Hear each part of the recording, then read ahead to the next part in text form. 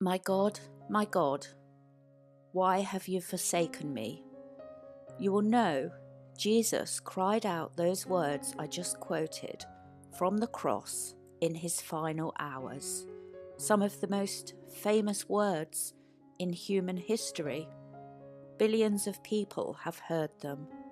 They appear in art, music, literature, and film.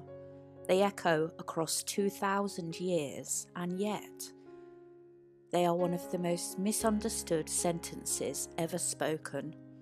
Today, we are putting your advanced English listening skills to the test using one of the most incredible texts in history, Psalm 22.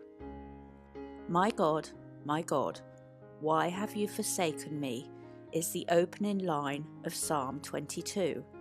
That exact sentence, word for word. It was written by King David approximately 1,000 years before Jesus spoke it. So, let me ask you something before we begin today's lesson. What do you think was happening in that moment? Had Jesus given up? Was he in despair? Had his faith broken under the weight of the cross? Pause the video, think about it.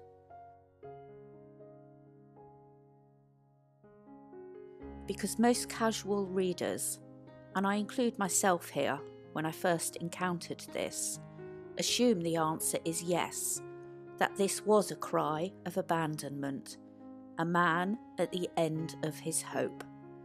But here is what I didn't know until a friend pointed this out to me. Jesus was a rabbi, and in the ancient world, rabbis used a brilliant teaching method. If they wanted to reference an entire chapter of scripture, they would quote just the very first line, the ancient world's version of a hyperlink. By saying that first line, Jesus wasn't saying he was lost.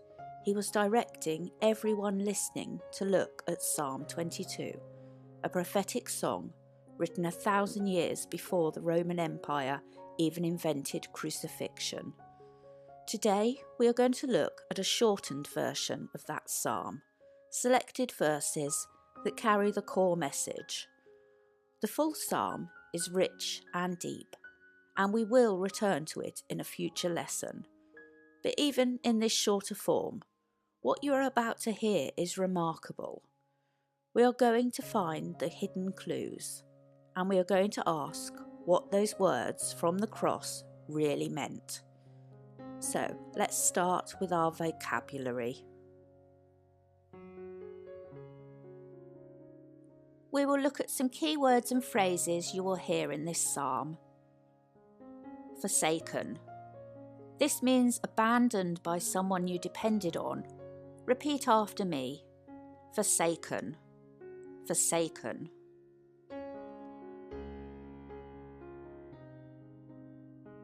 Groaning. A deep, long sound showing pain or grief. Repeat. Groaning. Groaning. Holy. Repeat after me. Holy. Holy. In this psalm, it doesn't just mean very good or religious. Its deeper meaning is pure, sacred, and set apart by God. But you are holy comes immediately after the speaker says, I am a worm. The contrast is clear. It shows the difference between a weak, suffering human and a powerful, holy God. In Hebrew, this word for worm actually means a deep red colour, and there is a lot of symbolism behind the crimson worm. We will look at that in a future lesson, as I said earlier. The next word is inhabit. This means to live or dwell inside a place. Repeat after me. Inhabit. Inhabit. The next three words work together to create a painful picture of how it feels to be completely rejected. First, reproach, meaning disgrace. Reproach can be a noun, he faced public reproach, or a verb. She reproached him for lying.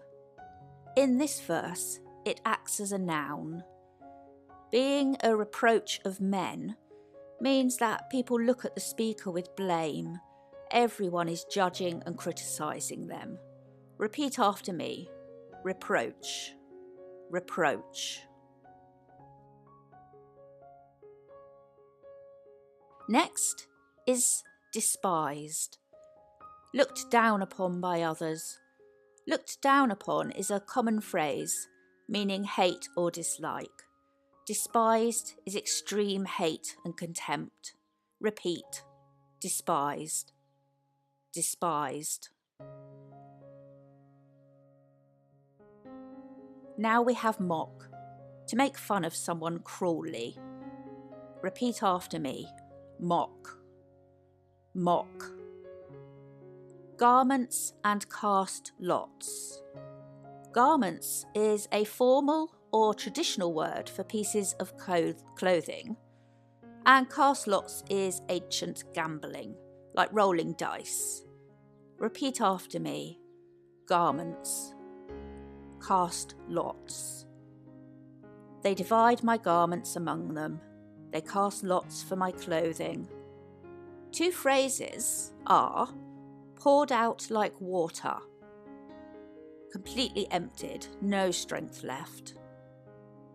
Out of joint, a phrase describing the state of the bones and body, broken apart or dislocated, no longer connected properly.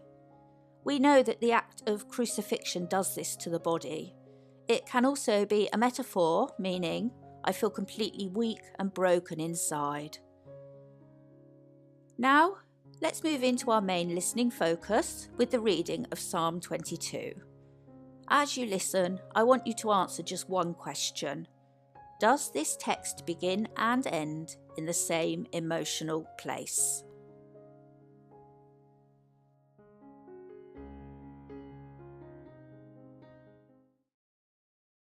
My God, why have you forsaken me?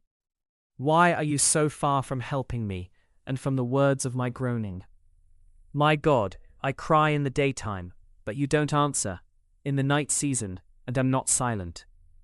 But you are holy, you who inhabit the praises of Israel. Our fathers trusted in you. They trusted, and you delivered them. They cried to you, and were delivered. They trusted in you, and were not disappointed. But I am a worm, and no man, a reproach of men, and despised by the people. All those who see me mock me, they insult me with their lips. They shake their heads, saying, He trusts in the Lord. Let him deliver him. Let him rescue him, since he delights in him. You are my God, since my mother bore me. Don't be far from me, for trouble is near. For there is no one to help. I am poured out like water. All my bones are out of joint. My tongue sticks to the roof of my mouth. You have brought me into the dust of death. They have pierced my hands and feet. I can count all of my bones. They look and stare at me. They divide my garments among them. They cast lots for my clothing. But don't be far off, the Lord. You are my help. Hurry to help me. Future generations shall be told about the Lord. They shall come and shall declare his righteousness to a people that shall be born, for he has done it. Let's pause here and look back at the question I asked you before the reading began. Does the text begin and end in the same emotional place? Clearly it doesn't. It moves from total isolation to a sense of hope. To check our understanding of how it gets there, you will see some questions. Read these 3 sentences carefully. Are these 3 statements true or false? Don't worry about every tiny detail, just what you think based on the overall feeling of the text. Question 1. The speaker feels close to God and completely happy. 2. People are mocking and insulting the speaker. 3. The speaker's ancestors trusted in God. Pause the video if you need more time. If you need more time,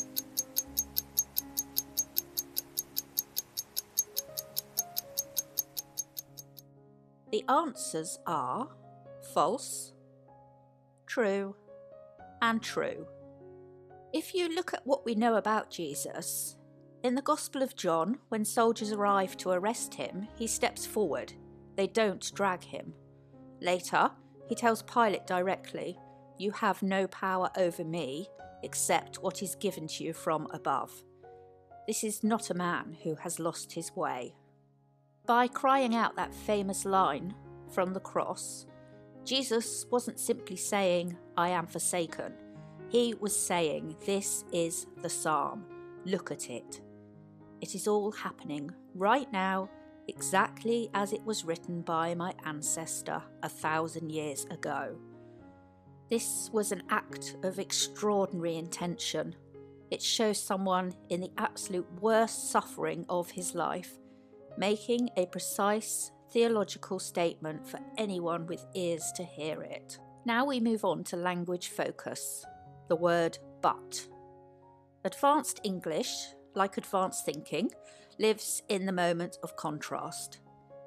Now we will find every but and notice what it does to the meaning. Please go back and listen to the reading again if you need to. Let's look on the board and at how the text shifts. For example, right at the start we see, "But you don't answer." The contrast between crying out and silence deepens despair. "But you are holy," from despair to something vast. "But I am a worm," back to smallness. "But don't be far off, Lord," from desperation to urgent request. This structure, establish a feeling, then turn it with but, is one of the most powerful tools in advanced English writing. You find it in Shakespeare, in great speeches, in serious journalism. Feel how the but changes everything. We see in the first one that but doesn't always signal hope or contrast in the positive sense. It can signal disappointment. Which brings us to the question for today. The psalm begins in darkness. It ends with future generations being told what happened. The external situation does not change. The suffering is real, the death is coming. But something shifts inside the text. What shifts? That is your homework question. Write 150 to 200 words responding to one of these two prompts. Option A, my God, why have you forsaken me?" is either a cry of despair or a deliberate act of reference. Which do you think it is and why? Or option B, the psalm moves from darkness to hope without the external situation changing. What do you think changes? And have you ever experienced something similar? Requirements are: use at least 3 vocabulary words from today's lesson, use at least one but or however to show contrast in your argument, and write incomplete sentences with clear paragraph structure. Share your ideas below in the comments. Thank you so much for learning with me today. I look forward to reading your thoughts. See you in the next lesson.